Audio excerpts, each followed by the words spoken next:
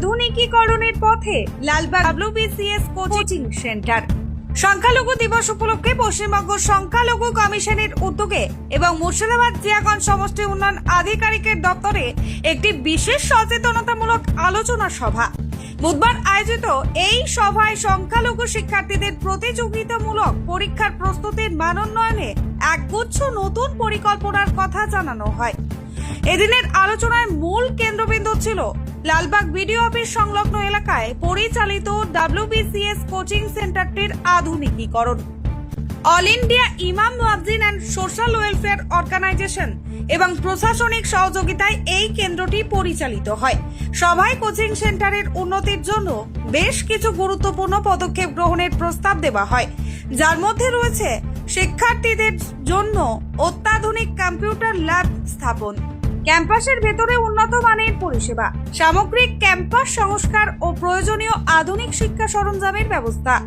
সভায় উপস্থিত ছিলেন আহমদ হাসান ইমরান, চেয়ারম্যান পশ্চিমবঙ্গ সংখ্যালঘু কমিশন, ডক্টর সতনাম সিং আহলু ওয়াহলিয়া, সদস্য পশ্চিমবঙ্গ সংখ্যালঘু কমিশন, ডক্টর বনম আলী রায়, মহকুমা আধিকারিক লালবাগ, মৌলানা আব্দুর রাজ্জাক, সম্পাদক all India Imam Muazzin and social welfare organisation, Salim Jahangir, যুগ্ম সমষ্টি উন্নয়ন আধিকারিক Murshidabad Jiaganj.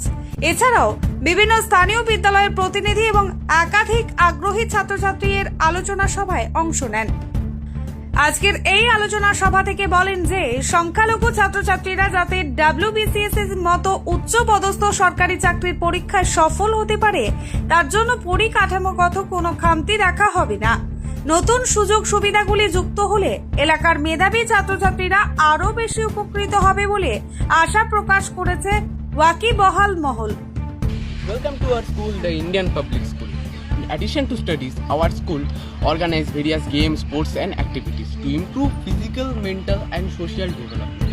Our school has a physical instructor set to ensure that children can enjoy and gain the right skill in games. Our school conducts various indoor and outdoor games like football, cricket, badminton, chess, ludo, carom and yoga, etc. Finally, I Rishibar will say thank you to the Indian Public School and thank you to all my teachers and my loving parents. বিশেষ করে দেখুন যে আমরা দীর্ঘদিন আগে আমাদের একটা দাবি ছিল যে মুর্শিদাবাদ জেলাতে অনেক WBCS যারা কোচিং সেন্টার করে কলকাতাতে বিভিন্ন জায়গায় যেতে হয়, সেদিকে লক্ষ্য রেখে আমরা ডিপার্টমেন্টকে জানিয়েছিলাম যে যাতে লালবাগ সাব ডিভিশনে যদি একটা কোচিং সেন্টার যদি করা হয় তাহলে অনেক মানুষ সেখান থেকে সুবিধা পাবে। তো সেদিকে লক্ষ্য রেখে প্রায় 48 জন মহিলা তারা এখানে WBCS কোচিং করছে। তার ভিতরে 2 জন মহিলা SI অলরেডি তারা কমপ্লিট করেছে, আর একজন ব্যক্তি ফুড সাপ্লাই অফিসের সুপারভাইজার অলরেডি চান্স পেয়ে গেছে, উনি বেড়ে গেছে। এরকম আরো যারা পড়তে চায় বা এলাকার ভালো স্টুডেন্ট তাদেরকেও নিয়েও আজকে আমরা একটা নতুন উদ্যোগ নিয়েছি যে মানুষের ভিতরে ভালো পড়াশোনা এবং এরিয়ার ব্যক্তি যদি ভালো WBCS অফিসার হয় তাহলে আমাদের পক্ষে খুব ভালো হবে। তো মুর্শিদাবাদ জেলায় প্রায় 6 জন মতন তারা WBCS ক্যাটাগরি হয়েছে, তারা অলরেডি কেউ বিডিও হয়েছে, কেউ DMDC হয়েছে।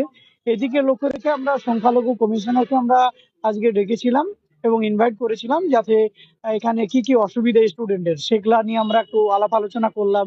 আগামী দিন যাতে একটা ইউনিভার্সিটি হয় সেই জন্য সেই বিষয়গুলো নিয়ে বিভিন্ন পারপাসে আমরা আলোচনা করলাম।